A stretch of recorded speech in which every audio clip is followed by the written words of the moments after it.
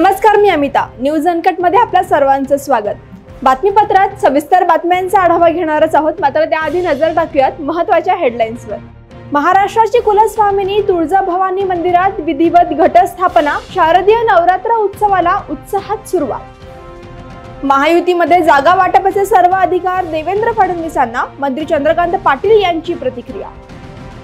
सरकारने ओबीसी आंदोलक मंगेश ससाणेंना सुरक्षा द्यावी, ओबीसी समाज बांधवांची मागणी. उपचारानंतर मराठा आंदोलक मनोज जरांगे अंतरवाली सराटीत दाखल, महिलांनी औक्षण करून केलं जरांगेंचं स्वागत. आता बातम्या पाहूयात सविस्तर. महाराष्ट्राची कुलस्वामिनी आई तुळजाभवानी मंदिरात जिल्हाधिकारी सचिन ओंबासे यांच्या हस्ते सपत्नीक घटस्थापना करण्यात आली. घटस्थापनेनंतर शारदीय नवरात्र महोत्सवाला सुरुवात झाली असून मंदिरातील गाभाऱ्यामध्ये जवस, ज्वारी, गहू, हरभरा आणि कडधान्य टाकून घटस्थापना करण्यात आली. या विधीला जिल्हाधिकाऱ्यांसह विश्वस्त आमदार राणा जगजितसिंह पाटील, महंत पुजारी आणि भाविकांची उपस्थिती होती. श्री तुळजाभवानी माता ही चलमूर्ती आहे. वर्षातून तिला 3 वेळा निद्रा दिली जाते. आज घटस्थापनेनं 3 ऑक्टोबर पासून ते 12 ऑक्टोबर पर्यंत शारदीय नवरात्र महोत्सव होणार आहे आणि त्याची सांगता ही कोजागिरी पौर्णिमेच्या माध्यमातून अन्नदान देऊन मंदिर संस्थान साजरा करत असतो. या ठिकाणी या नवरात्र महोत्सवामध्ये देवीला विशेष अलंकार पूजा मांडल्या जात असतात. त्यामध्ये रथ अलंकार असेल, मुरली अलंकार असेल, शेषशाही अलंकार असेल किंवा छत्रपती शिवाजी महाराजांना दिलेली भवानी तलवार असेल किंवा महिषासुराचा वध केलेला अलंकार असेल, अशा विविध विशेष अलंकारांची पूजा या नवरात्र महोत्सवामध्ये देवीची मांडली जात असते. त्याच्यामुळं हा महोत्सव तुळजापूरमध्ये वर्षानुवर्ष मोठ्या उत्साहात साजरा होत असतो. हिंदू धर्मशास्त्रानुसार घटस्थापनेला फार महत्व आहे, कारण की त्याच्यामध्ये भूमाता असेल, अन्न कडधान्य असतील, त्याच्यातून सृष्टी निर्माण होते. हा उदात्त हेतू घेऊन हा नवरात्र महोत्सव मोठ्या उत्साहात पार पाडला जात असतो. भारतरत्न डॉक्टर बाबासाहेब आंबेडकर यांना मोठे करण्यात माता भीमाबाई आंबेडकर यांचा मोलाचा वाटा आहे. त्यांचे सातारा येथील स्मारक भव्य दिव्य होण्यासाठी शासनाकडे पाठपुरावा करणार असल्याचं मत केंद्रीय सामाजिक न्याय राज्यमंत्री रामदास आठवले यांनी साताऱ्यात माध्यमांसमोर मांडले. माता भीमाबाई आंबेडकर यांच्या सातारा येथील स्मारकाच्या जागेची पाहणी आज आठवले यांनी केली. स्मारकाला लागणाऱ्या अतिरिक्त जागेबाबत स्थानिक प्रशासनाचेही सहकार्य घेऊ असेही आठवले यांनी पाहणी दरम्यान सांगितले. आज आपण भीमाई स्मारकाला भेट दिलेली आहे. एकतर भीमाई या बाबासाहेब आंबेडकरांच्या मातोश्री होत्या आणि साताऱ्यामध्ये ज्यावेळेला या ठिकाणी सुभेदार रामजी आंबेडकर इथं आले होते आपल्या आर्मीच्या सर्व्हिस नंतर, तर इरिगेशन मध्ये काम करत होते. बाबासाहेब आंबेडकर इथल्या शाळेमध्ये जायचे आणि त्या काळामध्ये भीमाईचं जे मृत्यू झाला आणि साताऱ्यामध्ये हे त्यांचं जे 1856 स्थळ आहे, 1856ला त्यांचा मृत्यू झाला होता. पण या ठिकाणी भीमाई जे स्मारक आहे ते उभं राहत नाही आहे. एकतर बाबासाहेब आंबेडकरांना मोठं करण्यामध्ये त्यांचं फार मोठं योगदान आहे आणि त्यांचं स्मारक अजून होत नाही ही एक आपल्यासाठी आश्चर्याची गोष्ट आहे. एकतर महाराष्ट्र सरकारच्या वतीने या ठिकाणी पार्थ बोळगे याचं काम बघताय आणि याला एक 100-200 कोटी रुपये देऊ, आजूबाजूची जमीन जी आहे ती देऊ, या ठिकाणी भव्य दिव्य असं स्मारक उभं करावं म्हणून मी मुख्यमंत्र्यांना भेटणार आहे. आणि याचं स्मारक जे आहे आता कुठला वाद इथं राहिला नाही आहे. पार्थ बोळगे सगळं कामं बघतायत. राज्य सरकारने मॅक्झिमम पैसे देऊ आणि महानगरपालिका, नगरपालिका आहे, कलेक्टर ऑफिस आहे, त्यांनी सहकार्य करून हे स्मारक भव्य दिव्य झालं पाहिजे अशी आपली भूमिका आहे आणि त्यासाठी नक्की मी प्रयत्न करणार आहे. महाविकास आघाडीनंतर आता महायुतीचे जागा वाटप देखील दसऱ्यापूर्वीच होणार आहे. महायुतीमध्ये जागा वाटपाचे सर्वाधिकार उपमुख्यमंत्री देवेंद्र फडणवीस यांना देण्यात आले असून फडणवीस हे मुख्यमंत्री शिंदे आणि अजित दादांशी जागा वाटपाबाबत चर्चा करत आहेत. 10 ते 12 जागा वगळता सगळ्यांचे एकमत झाले आहे. त्यामुळे महायुतीच्या जागे वाटपाचा प्रश्न लवकरच म्हणजे दसऱ्यापूर्वीच सुटेल असा विश्वास मंत्री चंद्रकांत पाटील यांनी तुळजापुरात व्यक्त केला. नवरात्रापूर्वी त्यांचं जागा वाटप पूर्ण होणार आहे. महायुतीचं कधी मोडत आहे? आमच्याकडे एक चांगलं आहे की देवेंद्रजींना एक हाती आम्ही अधिकार दिले असतात. ते एकनाथजी आणि अजितदादांशी चर्चा करतायत. त्याच्यातून कळतंय असं, कारण आमच्याकडे ती पद्धत आहे की आपल्याला जेवढं कळायला पाहिजे तेवढंच कळेल. कळतंय असं की 10-12 जागा सोडल्या तर जवळ कुठली जागा कोणाला आहे असं एकमत होत चाललं आहे. ते एकमत झाल्यानंतर आमच्या जागांची क्लॅरिटी येईल, मग आमच्या उमेदवारांची निश्चित होईल. प्रयत्न होता देवेंद्रचा हा चाललाय की नवरात्रीमध्ये यातली काही मेजर स्टेप व्हावी. हैदराबाद आपण आलेला गोंदिया शहरातील माजी नगरसेवक आणि महाकाल सेवा समितीचे अध्यक्ष कल्लू यादव यांच्यावर जानेवारी महिन्यात गोळी झाडून जीवे मारण्याचा प्रयत्न करण्यात आला होता. त्या प्रकरणातील मुख्य आरोपी प्रशांत मेश्राम मागील 8 महिन्यांपासून फरार असून त्याला तात्काळ अटक करा अशी मागणी करत महाकाल सेवा समितीच्या वतीने निदर्शने करण्यात आली आहेत. या संदर्भात समितीने उपविभागीय अधिकारी आणि पोलीस निरीक्षकांना निवेदन दिले.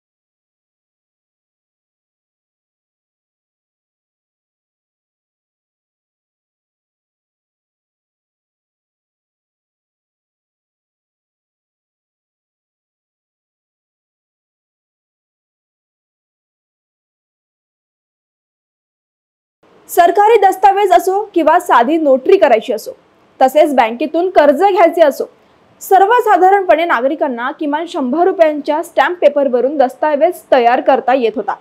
100, 200 आणि 500 रुपयांच्या स्टॅम्पवर नागरिकांचा दस्तावेज ग्राह्य धरला जात होता. मात्र यापुढे 100 आणि 200 रुपयांचे स्टॅम्प पेपर इतिहास जमा होणार आहेत, कारण आता किमान 500 रुपयांच्या स्टॅम्पवरच खरेदी, नोटरी हक्क किंवा प्रतिज्ञापत्र दिले जाणार आहे. राज्य सरकारने मुद्रांक शुल्क वाढीचा निर्णय घेतल्यामुळे महसूल विभागाकडून आता केवळ 500 रुपयांचे स्टॅम्प जारी करण्यात येणार आहेत. त्यामुळे सर्वसामान्य नागरिकांना आर्थिक भुर्दंड सोसावा लागणार आहे. राज्य शासनाने सरकारचा महसूल वाढवण्यासाठी हा निर्णय घेतल्याची माहिती आहे. वेळ झाली आहे छोट्याशा विश्रांतीची, लगेचच परत येऊ. पाहत रहा न्यूज अनकट. ऐतिहासिक वारसा लाभलेला मराठ मुलूक महाराष्ट्र. या महाराष्ट्राला विविध रंगी छटा आहेत.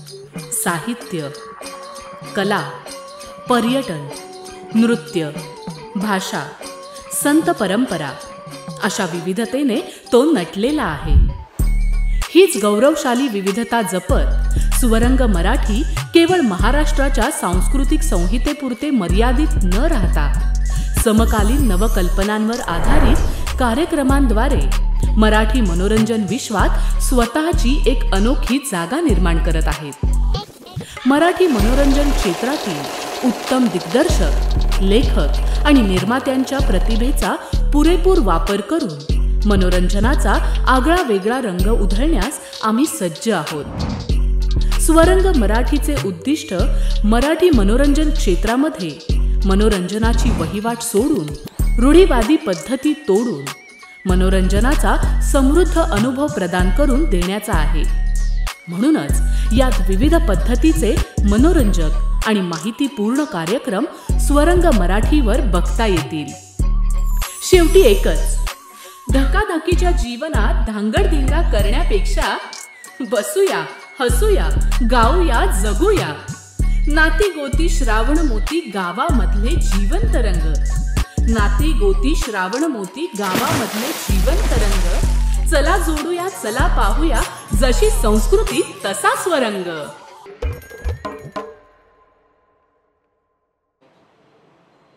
विश्रांतीनंतर सर्वांचं स्वागत. पाहूयात उर्वरित बातमीपत्र.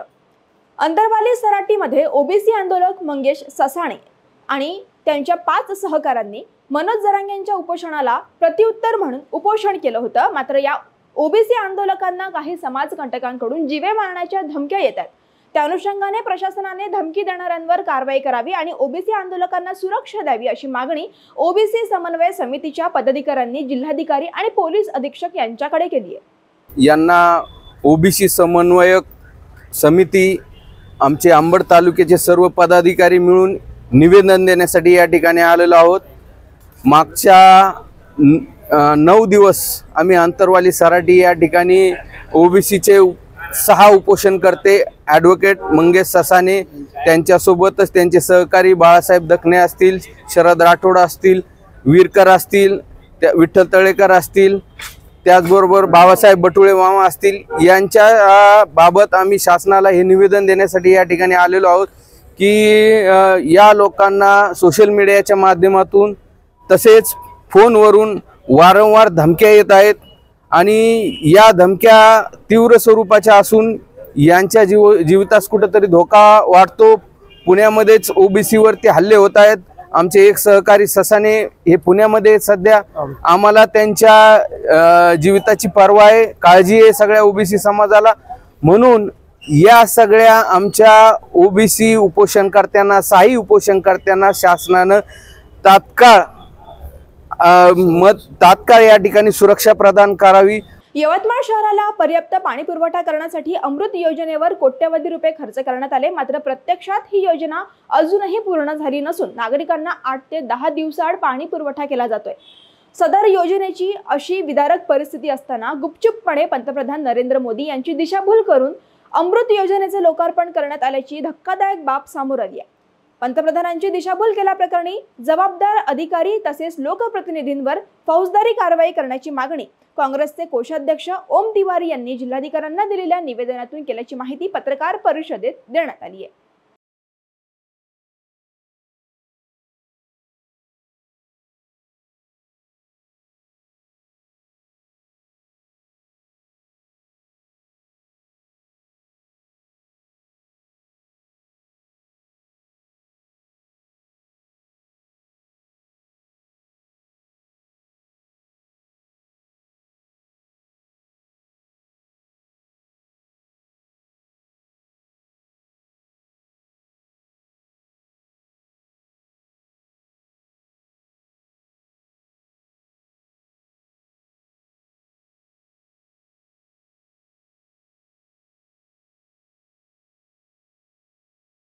चंद्रपूरमध्ये काँग्रेस पदाधिकाऱ्यांनी विनयभंग केल्याच्या निषेधार्थ काल धुळ्यामध्ये भाजप युवा मोर्चाकडून काँग्रेस खासदार शोभा बच्चाव यांच्या संपर्क कार्यालयासमोर आंदोलन करण्यात आलं। यावेळी काँग्रेस नेत्यांच्या विरोधात जोरदार घोषणाबाजी करत या घटनेचा निषेध व्यक्त करण्यात आला। मी आकाश गणेश परदेशी युवा मोर्चा धुळे शहर जिल्हा अध्यक्ष।